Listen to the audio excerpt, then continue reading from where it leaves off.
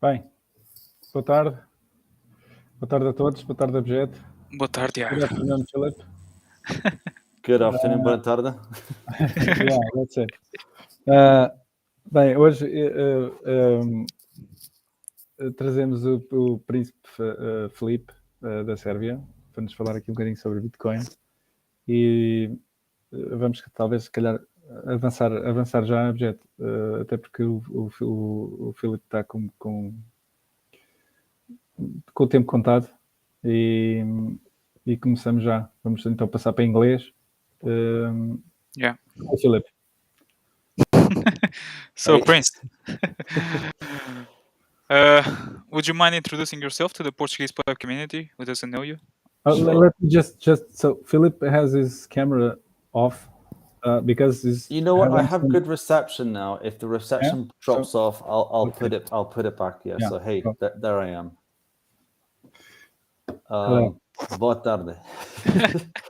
Yeah, my name is Prince Filip of Serbia. I live in Belgrade, Serbia. I moved back here in middle of the pandemic, June 2020, with my wife Danica, my son Stefan, who is now almost 5 years old next month. And I live downtown Belgrade. I'm very active in it's socially. I'm not saying so. Well, like let's say. I guess socially, making a lot of awareness about issues in the country. But I've also was working. The reason why I was able to move back to Serbia is because I had my finance job went online, and it was a great opportunity to be able to bring it to Serbia. And when they wanted me to go back to London, I said no, I'm happy here. And the next thing I know, I went public the fact that I'm a Bitcoin maximalist. And then I ended up in Miami, where I met Samson, and Samson offered me the job at Jan3, and so now I'm a full-time Bitcoiner, living from Serbia. It's great. So great to be on the show, guys. Happy to meet you. The honor is ours. So, what has been your job at Jan3 with Samson? So you had him on a few weeks ago. It's Jan3, we're looking to expand hyper-Bitcoinization around the world. We are a Bitcoin technology company, a Bitcoin digital infrastructure company focused only on Bitcoin.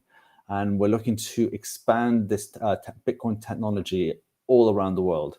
So my job is going to be creating conversations with leaders, politicians, even other royals, company heads, any individual really that anyone really, just to spread the word of Bitcoin, get conversations starting, and educate. So we can also have that a bit of a top-down approach on Bitcoin.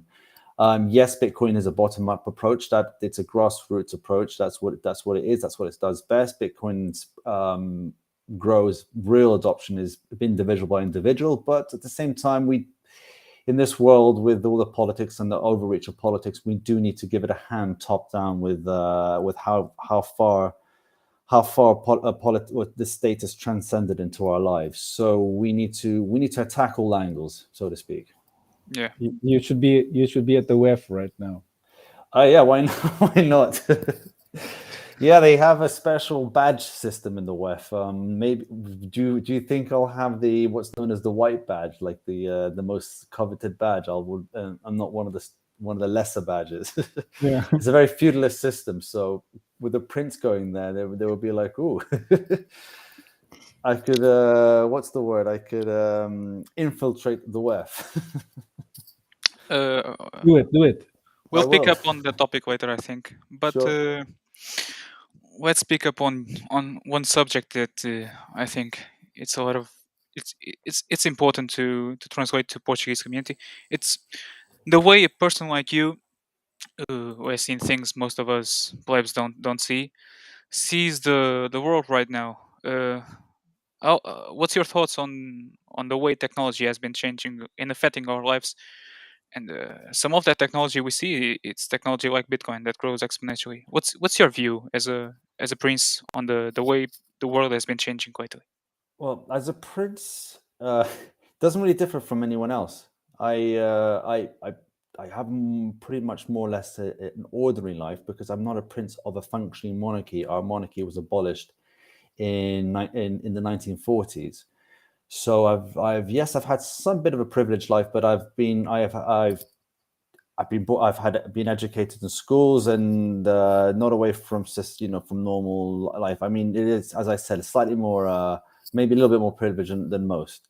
But my view is that, I guess, being born in 1982, I was probably one of the last people to be born into the analog era. So I grew up with analog going into digital. So for me, I've seen a lot of changes in my lifetime. Let's see. I think Bitcoin is probably up after the internet. I'm probably bigger than the internet. Bitcoin has been the biggest discovery, the most important discovery of my lifetime. I remember when the internet came out, I wasn't too into it. No, I didn't dismiss it. I didn't think it was some crazy thing. I just was a little bit more traditional, old school. I didn't like emails and people going in, and I was more interested in going out and having fun and getting my hands dirty and going skateboarding and things like that than going online. But then everything went online. Everything, all your jobs, everyone's life, everything went online, and that was pretty scary. I remember I was very I still am. I was still very quite against social media companies. I remember having a MySpace account, but I thought this was weird. And then all of a sudden, Facebook came about, and that just scared the shit out of me. People were putting all their personal details online. I was like, is this some sort of farming operation? Why is everyone putting the details online of this thing? I mean, okay, maybe it doesn't have any. Doesn't have any nefarious. There's no nefarious plans over it, but it just seemed a bit weird, like having your personal life for everyone to see. So I never joined Facebook. Only joined it with my family account maybe like 2-3 years ago, as I was moving to Serbia. But yeah, I was a bit scared. I was a bit scared by Facebook, and then of course Instagram, and then I saw things like what's it called, Snapchat, and then you see TikTok, and you think, whoa, what's that? That's probably the worst of them all. But Twitter was always something I've always been interested in. I opened up an account quite early in 2010, and just monitored it for information, because it was as a microblogging news information. I thought it was quite useful, and you can just use it in that. You don't have to socialize. You can just get information, and that's what I was into. And that's what then helped me as well after the discovery of Bitcoin. When I discovered Bitcoin, what made me go from a shitcoiner to a maxi was helped by Twitter. Yes, reading some books like the Bitcoin Standard and 21 Lessons by Gigi. This all happened around 2020, 2021. And that's when I really started following Bitcoin Twitter, about 2019, 2020. And then they helped lead my decisions. They guided my decisions to like realizing that Bitcoin was the one, and it was something huge, something groundbreaking, and it's bigger than all of us, and it's beautiful.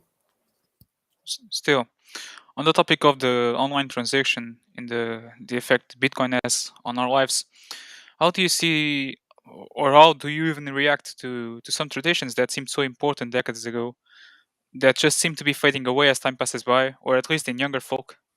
Does it scare you, the rate of change we've had in the last 20 years? Yes. Do you think there's a major impact on the social fabric due to developments of the way people interact online? You were talking about TikTok and other social medias. And how do you think monarchies' relations got affected by that transition to the online world, or they didn't? Well, it's a good question. I think yes. I think social media is having a detrimental impact on growing minds. I think kids have too much access to the screen. Okay, but that's okay if you're maybe watching like what we did as we were kids. When I was a kid anyway, we didn't have the internet. We didn't have streaming services. We watched TV. We couldn't pause it. We couldn't go back. We couldn't select what we wanted. We just had what we had on TV. Yes, we had videos, but even that, we had to rewind them and things. It was a little bit more analog, and yes, there was a lot of screen time. But now with the interaction that they have online, this is very dangerous. it's a very tough. I mean, it's a very heavy topic, and it's something I'm having my son, who's 5 years old, who grabs my phone and my wife's phone to watch some cartoons. He gets onto YouTube and he can flick around. That scares me, and they're good at it. So this is something that I'm learning as a parent all the time, and I'm scared. How does it affect royal families and going? I think, well, that's the thing. I think my appreciation of the internet is information, like it should be. But internet is about spreading information, the correct information, but I'm not about censorship, as we've seen that's been happening a lot over the last, especially over the last 2 years. So I believe sites like Twitter, where it's purely mainly information based and it's less social, those are useful, and that's why I decided to join Twitter in 2020 and use that as my main social media platform.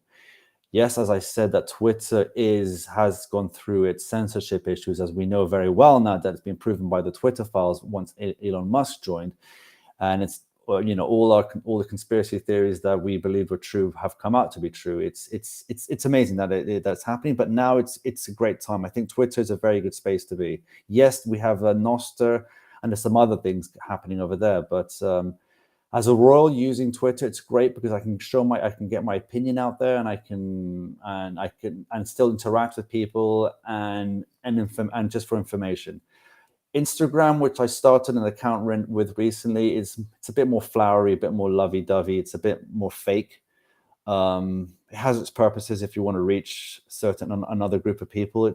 I think it's the biggest, one of the biggest, if not the biggest, social media platform. And Facebook is dying. So, But yeah. But with that transition, how do you see it affecting the social fabric of society? Oh yes, that's what you asked. Sorry. How do I see it? Not good at all. Because we're heading towards this metaverse, this Web3 hellscape. I don't like it one bit. I think, yes, if you're going to use it as a gaming platform place, as just having an avatar to play things like, I don't know, World of Warcraft or something like that, that's fine. But then having relying on that as your form of life, and this is what we're heading towards, I fear, is super scary. I'm not very versed in the subject because I'm not interested by it. I like the world. I don't like the way the world is right now with the current fiat system, but I like that we have a world and it's real and we can interact with it and touch things, and breathe the air and all that sort of stuff. So I like to work on that, and that's what Bitcoin. Why I love Bitcoin so much, because Bitcoin is connected to that reality. Bitcoin is real. Bitcoin is truth. So this is, that's why I'm really into Bitcoin. Yeah. And before we change to the next subject, there's a pleb in the chat asking if you already have a Nostro account. No, not yet. I'm looking to maybe get a name there, but to tell the truth, I'm not very tech, so I wouldn't know how to start. But I have friends who can show me. When I am, I guess you'll know. So now changing the topic to families and Bitcoin. Yes. Families in general. How do you see Bitcoin restructuring families for the better after what fiat did in the last century alone? Have we reached the lowest birth rates across the globe? Family as an institution seems to be falling apart slowly but certainly. Do you think it impacted yours as well? No, yes and no. It depends. My immediate family, my wife and son, no, it's only just strengthened us. We're strengthened by Bitcoin. We're strengthened by truth. We understand that we now have generational wealth, and this is fundamental. This is what's going to change the world for the better. And the more people we wake up to this, the better. As family as a whole, with slightly wider family, parents, brothers, sisters, and all that, I have very good relationship with most of my family. Not all. We're not all perfect, but I believe that fiat incentives and fiat lives have had their consequences on people's characters, out, how they've turned out. Not that I'm saying I've turned out the best out of the bunch. I'm just saying that people have some pretty strange opinions, and they probably think my opinion is the strangest of them all. But yeah. Welcome to our group. Yeah. Of being the awkward and strange ones. But yeah. But yeah, And so going back to the family thing, I think that fiat has had its impact on families, because fiat, the system, Keynesian economics, monetarism, it's all about extracting as much growth as possible. And so when you're going to find every inch, every avenue of monetization it possible, how to describe it, you're going to basically destroy families by trying to turn them all into fiat slaves. That's why they've gone into trying to get women to work as much as possible. And this whole fake feminist, no, I don't want to call it feminist, fake, but this whole feminist agenda. You know, they're I guess it's probably a meme out there. I see what you mean, because this old feminism going on right now, it's not really feminism. It's not really for the women or anything. It's just an agenda. It's an agenda to get more people into the workforce. You know, Yes. Yeah. they say, Do you think- you don't want to be enslaved by your husband at home, so why don't you come and be enslaved by a boss at work? So, but do you think that your education and your family fabric, or your education growing up as a prince, has something to do with how you are inclined to Bitcoin and these values? Because it's reading No, like the book from Kiyosaki, Rich Dad Poor Dad, or Poor Dad Rich Dad, something like that. It talks about the education playing a big role on time preference, and the people living paycheck by paycheck, and the rich people telling their young ones, their family, how the world really goes around. That's one thing I've been speaking to my wife about. Is I've come from a broken family. My parents separated when I was very small. I was born in 1982. I have an older brother, Peter, born in 1980. I have a twin brother. And then already in 1984, my parents separated when I was just barely 2 years old. And my father remarried, and my mother, we moved to Spain with my mother. And so I was going to live with my mother. But when I was 5 years old, there was a decision made that I was going to move, that we moved with my father to London to be with my stepmother. And my mother remarried remarried a Spanish duke. My mother is actually Princesa Orleans de Bragança. She's a Brazilian princess, and she's very. I mean, if I had stayed in Spain, been educated by her and my stepfather, I maybe would have been more traditional in my early part of my life, more welcome to monarchist ideas. But instead, I was educated by not really my father, my stepmother, and my stepmother and I, we don't get along. And she is basically she is really a product of fiat. So, so my brothers and I, we kind of were pushed away from the whole idea of monarchy, and we formed our own ideas. And you know, we were cheeky, we got up to no good, and this and that, and so it was actually I always wanted to go back to Serbia and do something with Serbia, but I didn't know how and what capacity, and I was still very naive and uneducated about how the world really worked. Apart from the fact that I've been working in finance for the last 15 years, traditional finance, and I thought I knew how the world worked, because you know, money, you follow the money, but then something told me that something didn't make sense. Something didn't make sense, and I couldn't answer it until I discovered Bitcoin. And that's when I discovered it in 2017. But still, then when I discovered it and I got into Bitcoin, it still didn't make sense, because I also bought some shit coins. Then I stayed around. I still bought Bitcoin, continued buying Bitcoin during the bear market. And then in 2019, I started studying more about Bitcoin, joined Bitcoin Twitter, as I talked about.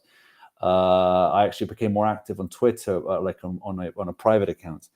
And then then the pandemic hit, and then you realized with a huge stimulus, the amount of money that was being pumped into the economy, and just seeing how the pandemic almost was turning out to be, you realized that, wow, this is really wrong. Something is really wrong. And then that's when the light switch in my head switched, and I realized that the answer to a lot of most of these problems was in my possession. I had Bitcoin, so I instantly sold all my other shit coins and became a Bitcoin maximalist. And I realized that was beautiful, because that also made me teach. That also I found had very strong links, a lot of synergies with monarchy.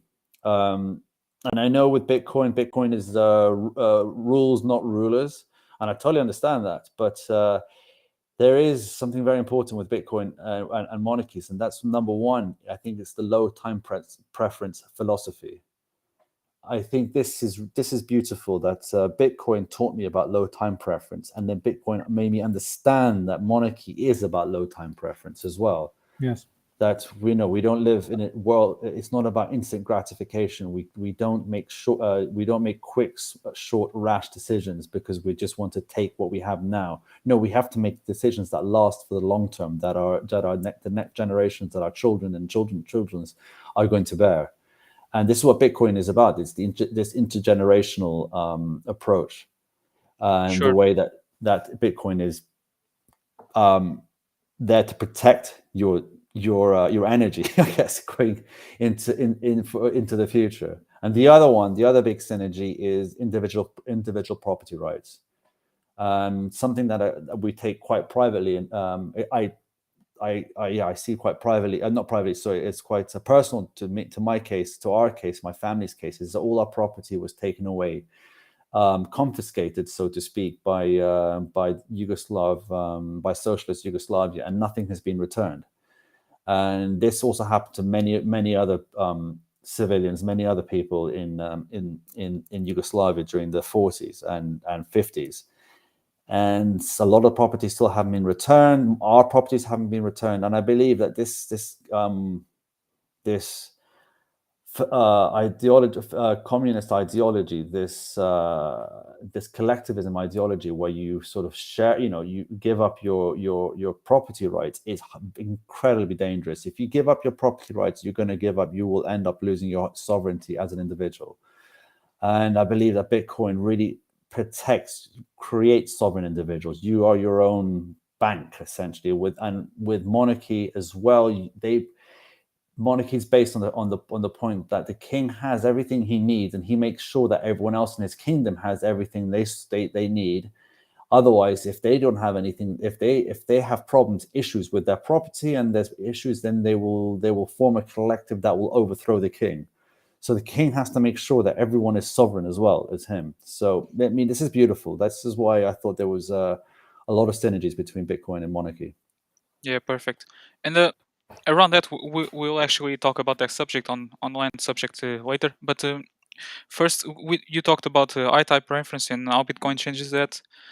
Do you think we're at peak I-type preference? And do you see any comparison with the collapse of the Roman Empire? And why I talked about the Roman Empire? I talk about it because you can track most of the royal family's origins to the collapse of the Roman Empire and what happened after it. Do you think the cycle is repeating again? Oh yes, it repeats all the time, doesn't it? You have hard money. Humans are humans and find a way to inflate that hard money. People lose spending power.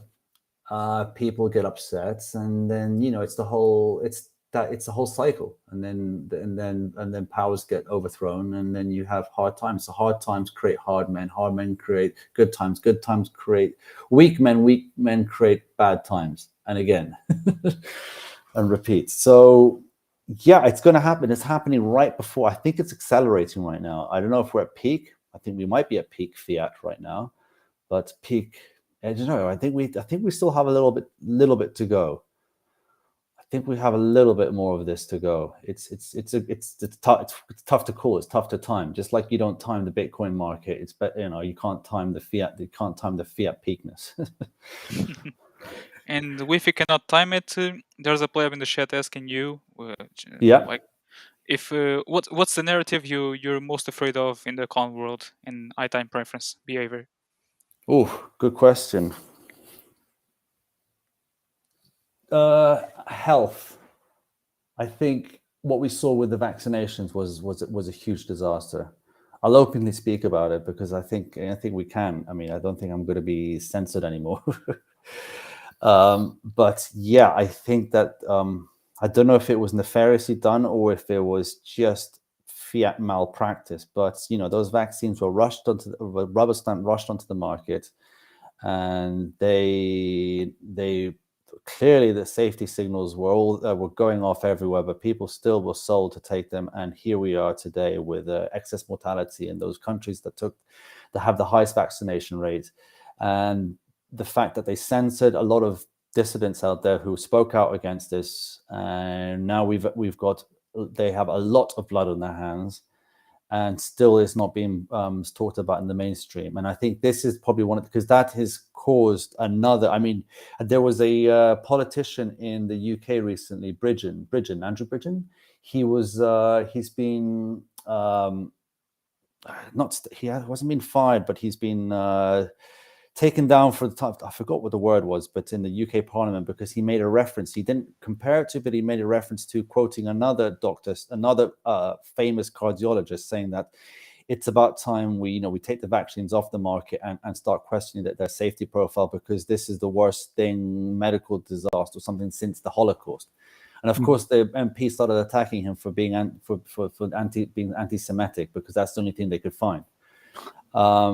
So I think if we're not able to openly talk about this in the mainstream, then we will be deemed to repeat it again when technology gets worse.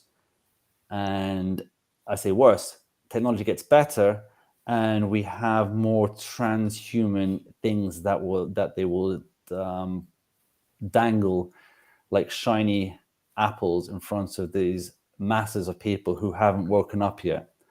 A bit like CBDCs as well. That's another thing that scares me. But I think that they will be flawed in the fact that CBDCs will be like the last phase of fiat, and people will be and they just will fail, because it should wake up too many minds in the first place. Plus, they cut out the middleman, which is the banks, and banks still want business. So it will force banks to become Bitcoiners or maybe shitcoiners until they realize that they should be Bitcoiners. Do you think CBDCs will be a booster for Bitcoin, or the other way around? Because that's a good question. Yes, I don't know. That's what I mean. I reckon it'll be a booster. Look what's happening in Nigeria when they had the whatever it's called coin in Nigeria. It's only 1 or 2% adoption. Nigeria, they need it. I'm talking about Europe, for example. So basing on I think if they start introducing it, I think there will be good resistance. I don't know, because basing on the last 2 years, yeah, and the events of the last 2 years, I think people probably will just go and embrace CBDCs like I don't know. Yes, yeah. Well, the way things have planned out in the last 2 years, and people have just blindly walked down the path to hell almost. The path to hell is paved by good deeds, and this is the issue. They think they're doing the right thing for the greater good, and that's probably one of the most dangerous things for the greater good. It's scary. So yes, I believe so. Yes, that CBDCs. No. What your point is that people will just blindly sleepwalk into CBDCs. Yeah, probably. But I think there seems to be a change. The tide is changing at the moment. I see a lot more people waking up on Twitter, maybe because Twitter's become a little less censored. I don't know, but I see people aware of the vaccine damage that's been done, which is fantastic. And now you can, the Overton window has been shifted a little bit, so you can now talk about it a bit more openly, but still not far enough. I mean, we really need to talk about this really openly. So I'm just an optimist, and I think that people, when you're presented with an idea that's been championed in China with the social credit scoring, I think people in our country will be able to revolutionize quicker and more, and will be able to act better than the Chinese have. Although the Chinese tried recently, but I don't know what the outcome of that is. So, yeah, the other thing about CBDC is what I said is the banks, and I think banks, if it puts banks out of business, then you will have a lot of angry, powerful clients there. I hope you're right. I hope I'm right too. That's just the optimistic side. Of course, there's the pessimist side that's thinking, we're still too sheep heavy, and we will just blindly go to the savior, which is CBDCs, which will then we'll become prisoners, and then we'll end up having this hellscape, dystopian film, where we'll have the CBDC class and the underground Bitcoiners living underground, eating barbecued rats or something. There's one last question I would like to ask you about. Still on the topic of families and Bitcoin. That is, you've talked earlier about your children, your child, I guess. He's 5 years old. He's just turning 5 next February 25th. What about the most when it comes to educating your children nowadays? And do you think some traditional? Sorry, could you repeat? You cut off in the first 2-3 words. So you said he's 5 years old, right? Yes. Yeah. And what are the things that you care about most when it comes to educating your child nowadays? Like, do you think there are some traditional aspects of education that got left behind? Excellent question. At home, I think spending as much time as possible with his mother and having good amount of father time is very important. Here's the thing: how I think education, there's love is the best educator, but of course the love comes with tough love, and you have to show some discipline to your child as well. Otherwise, he will own you, as we find out sometimes. So you have to set the boundaries and show a little bit of authoritarianism at home, but that's natural. Have a bit of that. You just need to have a little bit of discipline at home. When it comes to education, school, this is what I'm really scared about, is the systems that they have out there. And yes, are we going to world school our son or homeschool him? Probably not. We can't, because we're quite busy, my wife and I. But so we're actually finding out some good schools here, but one of them in particular that's actually brought to our attention that we visited recently, where they have a lot of they tick a lot of boxes. And one thing is about using mobile phones. There's he's 5 years old. We're not going to buy him a telephone. But as they get older, all parents have signed a contract saying they don't buy their children a tablet or screen at all. So no one in the school has actually got a telephone, which is great to start with. So everyone's on the same level playing field there. The only screen time they can get at home is from your phone or whatever. That's fine. They're not trying to scare the child away from screens. They're going to promote computers and all that. It's just trying to educate screen use and how to use it properly. That was a huge seller for me. But also, the school was also trying to teach people as an individual. I guess as little libertarians as well. How to be a little, how to think for themselves and things like that. So and the school wants to work with parents in order to improve the school. So this is where I can come in and I can talk to them and give my ideas. So I don't think every parent would ever, a lot of parents have opted for the whole homeschooling or world schooling option, which I think is fantastic. But for a lot of other parents, it's impossible.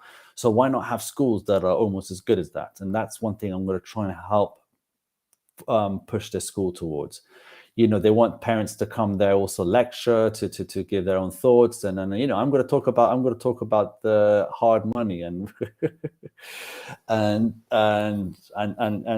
understand real history and talk about I don't know, real things, the dangers of globalization, of over globalization. I think globalization to some extent is good, but the world we've become now, not good. So there's a lot of things I like to talk about with the schools. So this is a very big topic and conversation for me, because our son will be going to school, start school in Serbia. They start school properly at 6 years old. So in a year he'll be going. Let me just ask you something. So you were born in Serbia, right? Oh no, I was actually born in America, in Washington. So the question was, but did you grow up in Serbia? No. Yeah. So here's the thing. The question was going to be like, if by your age you probably caught a bit of the end of the Russian Federation and the Soviet Union, and probably your parents got it quite bad. And if this close contact with socialism and communism maybe could shape your viewing of the world today. So you are. Well, here's the thing. You see what the question is a person's exposure to directly or indirectly to socialism and communism could be a warning and a way for you to look at the world now and see, wait, I've seen this before. This is not going to end well. Yeah, well, here's the thing. But I was brought up in America, in London, and a little bit in Spain, and I, as I said, was confused. I wasn't. My education was a bit. I wasn't a very good student, and I was going just. I became a bit of. I had a bit of a socialist tendencies as well when I was younger, in my 20s, as a lot of university students do. But then that quickly changed afterwards, as it made no sense. But then, so I think what you're trying to get at is, here in Serbia, they've gone through socialism, they've gone through communism, so they know they see the danger signs, they know how it's presented. So actually, they are more immune to the brainwashing, to the that is the question. Yeah. And this is the thing. So now when I moved to Serbia in 2020, I moved here and I wasn't fully awake. I wasn't quite a fully formed Maximist yet. And so living in London, I was much more brainwashed. The propaganda there is strong in the UK. And when I came here, it changed me. And now I look back at London, I'm like, wow, it's different. Now people over here are living are awake to the situation more so than back in the West. So yes, I think Serbians over here, they've gone through so much. They've gone through in the last 100 years, they've gone through huge bloodsheds. They've gone through their country being torn apart. They've gone through hyperinflation and all this. And so they and all that with 40 years of absolute communism. Yeah. So they're aware. They know what to expect. But having said that, there's a lot of people here who do look to the West a little bit too much. Yeah. Perfect. And as we talked before, we both think we're on a turning point in history, and it could compare to the collapse of the Roman Empire. Interesting.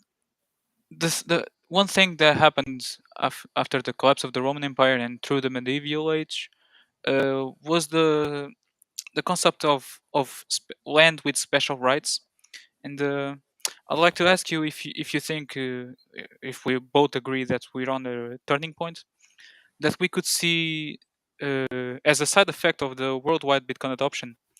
Do you think we can see special territories coming apart, like with portions of land being offered, like before, to people who accomplished great deeds?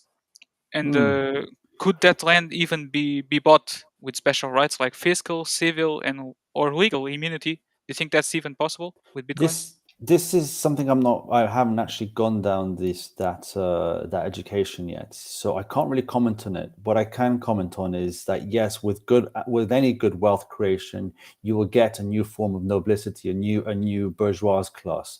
And so yes, so I don't know how it will shape in the future, but if Bitcoin adoption is taken on well and accepted well throughout the world, which I believe it will be, then there will be some there will be creation of new dynasties, so to speak. And I think citadels will be a thing in the future. I think you will have smaller regions, more localized regions, and it seems logical. It does seem logical, but it's something that I haven't gone down with, and I'd like to read more about it. I know a friend of mine who I got to know. He's a Bitcoiner. He's an author, Álvaro Di Maria, who wrote La Filosofía de Bitcoin. He's just about to finish writing a book about citadels, and I look forward to reading that. And there's other Bitcoiners I'm in touch with. We talk about they're talking about monasteries, about orange pilling monasteries, because they're already natural citadels.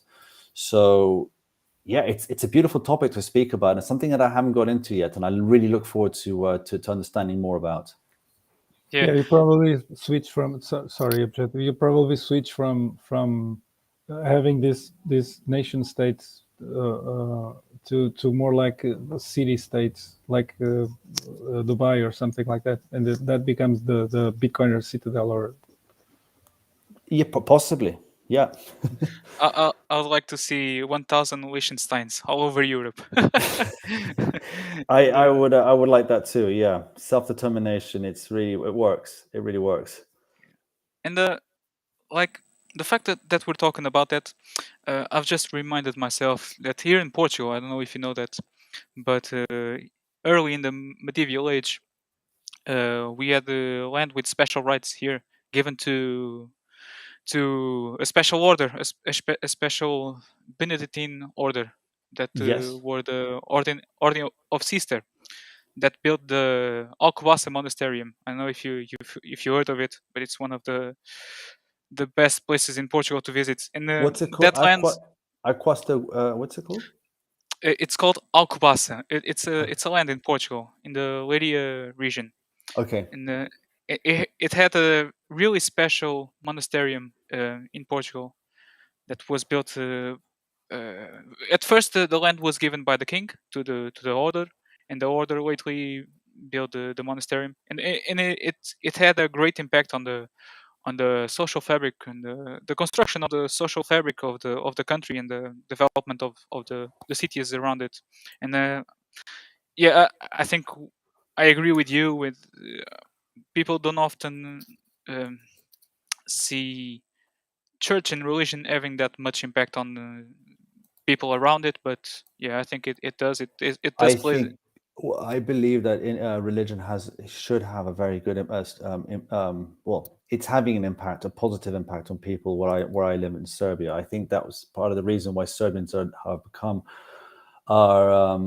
were able to shake off this communism, is because of their being Orthodox Christians, and thanks to Bitcoin, I have become more of a Christian as well. And I'm very proud of my Orthodox religion, being an Orthodox Serb religion. It helps. I think it helps for unity, for family values, for community and traditions, culture, and as you know, monarchies and church go hand in hand, and both also have a very low time preference thinking as well, and it's beautiful. And I think we can learn a lot from religion today, and I think people are moving away from this, obviously, because they think it's antiquated, it's dated, and it's backwards, and it's too conservative, and it's not woke enough. But I think we if we lose religion, we could end up losing a lot of our traditions and customs, and we might even lose. I think that's dangerous for society, for humans in a societal point of view. Yeah, and most important, if we lose tradition and religion, we lose the source of truth and everything that comes around it. But the thing special about Alcobaça Monastery was that the land around it had special rights recognized by the Portuguese king, one of the earliest Portuguese kings. And all around Portugal, you had the special cities and special lands that had special rights, that didn't pay taxes, and at their courts and everything like that. So I think Bitcoin brings us a world similar to that, but with technology on top of it. I'm It's looking really at pictures of it right now. It's beautiful. So, yeah, and I think that's a great point. And yeah, I think sure. Yeah, so it's just something I would like to get into and learn more about. So thank you for bringing my attention to Alcobaça monastery. It's beautiful. Thanks. Sure. I know you are on time, but let's get to the end of our podcast with some questions I would like to ask you, a bit more personal. What are you've told us you had a rough childhood, or at least something like that. What are some of the things that you regret the most doing in life, or not doing? Or not doing? Oh. I regret not getting into Bitcoin in 2012 when I first learned about it. And I just instantly dismissed it as, whatever, just magic internet money. No, I wouldn't say I had a rough childhood. I just said I had, having a broken You would have family. sold it by now. Yeah. Having a broken family is having been living with my father and stepmother more than I should have been with my mother. That was tough. So it's not, I regret, but I wish that other decisions were made, that I was closer to my mother more often. So that was tough, but we're still very close to today, and our bond is even stronger today than it ever has been. But as a kid, I have no real regrets. Maybe I partied too hard at one point. I mean, most kids do. I don't know. Maybe other sensible kids don't. I'm not sensible. Maybe I am now. I regret not. No, there's.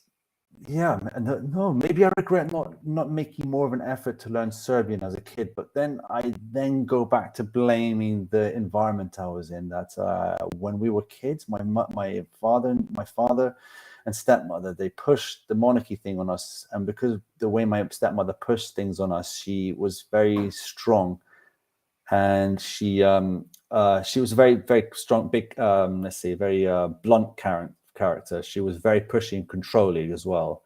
That it pushed us away from appreciating that we were princes, and it pushed us from appreciating that we were from Yugoslavia. Not that we hated Yugoslavia, we just didn't want anything to do with it. So when they tried to give us Serbian lessons, we were just like, no, we can't be bothered with that. We just rebelled. And it shouldn't be that way. There should have been a much more nurturing way of understanding your origins. And this is one thing I want to teach. That's why I'm so proud that my son, he's born in Serbia. My wife is Serbian as well, which helps. He's born in Serbia. Then when we moved here, so he moved here when he was 2 years old, just 2.5 years old. And he goes to Serbian school, nursery. And his mother tongue is Serbian. And at least I've given him the chance that I never had as well. So, but I'm trying my best to learn the language. It's not a good look with a lot of Serbians, but some do understand that it's not an easy language. But I'll get there. And one of my New Year's resolutions was to make more of an effort and to stop thinking about Bitcoin so much. That's quite a challenge. Yeah. So, okay, now that was a good answer. It got me thinking.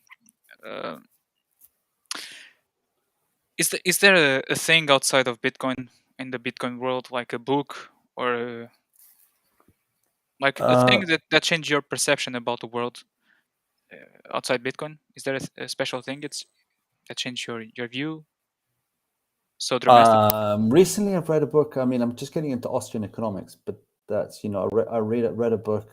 As one of the first books of Austrian economics is The Anatomy of the State. Yes, no, Anatomy of the State by Rothbard, and then I'm now going to go into principles.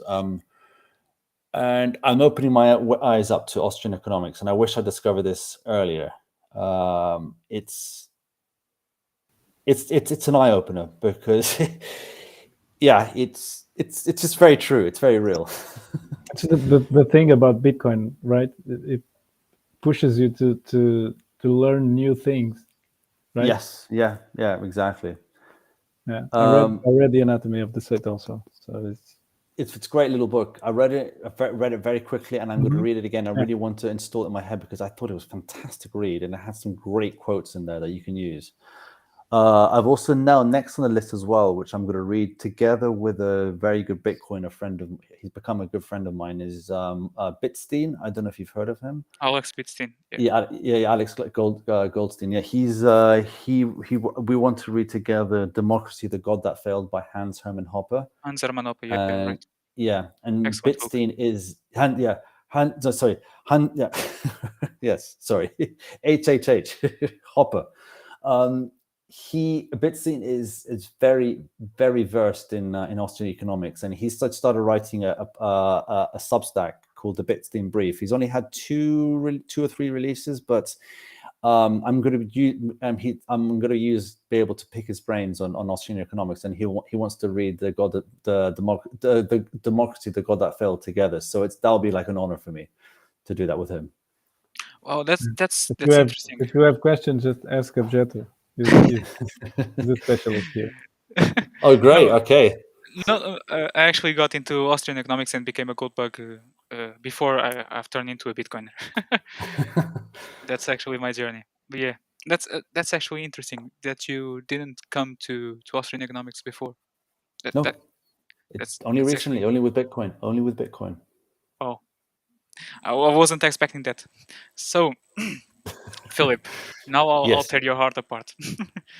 Is there anything that scares you like that's how can I propose this question? What do you fear the most?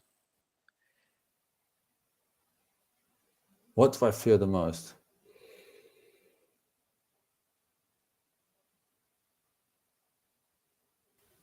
Bitcoin failing. No, because that could never happen. What do I fear the most?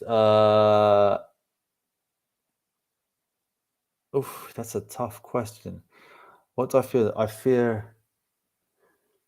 No, it's hard to put your finger on this, how to describe this. But what do I fear the most? Is I fear those.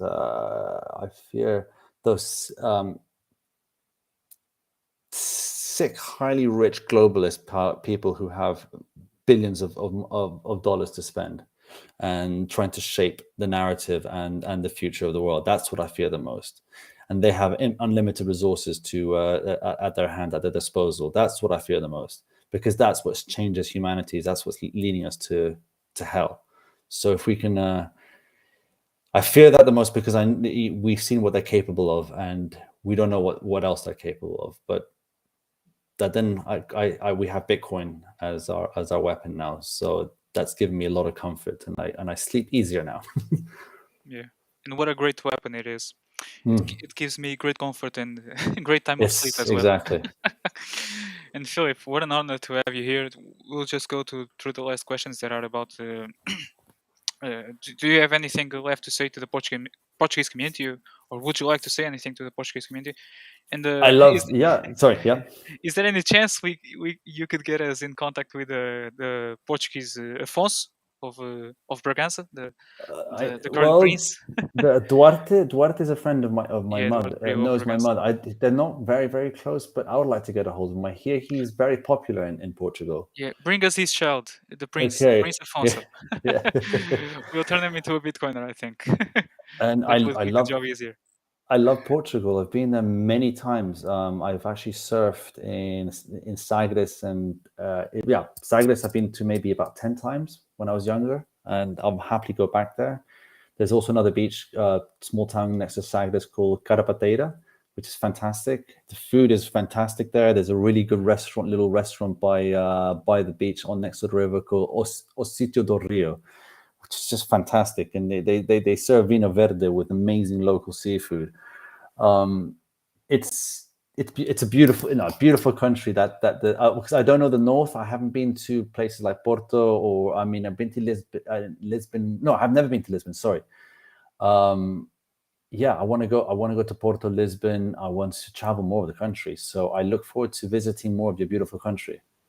If you come to Peniche, say something. And of course, Peniche, of course, yeah, of course. Peniche has got good surf there, so yeah, for sure. If you come for surf, you should try Nazareth and its big waves. Yeah, I'm very rusty. I haven't been for a long time, so take it step at a time. For sure. Philip, where can people find you in the social networks that you hate the most? Well, Twitter. They can find me on Instagram, but Twitter is the best. It's Prince Philip 1. That's PRINCFILIP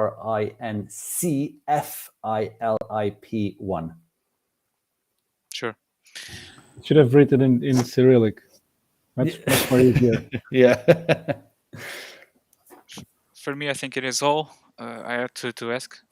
And I don't know if Tiago has some more questions to you, but yeah, I'd like to. No, thank I'm you good. I'm good.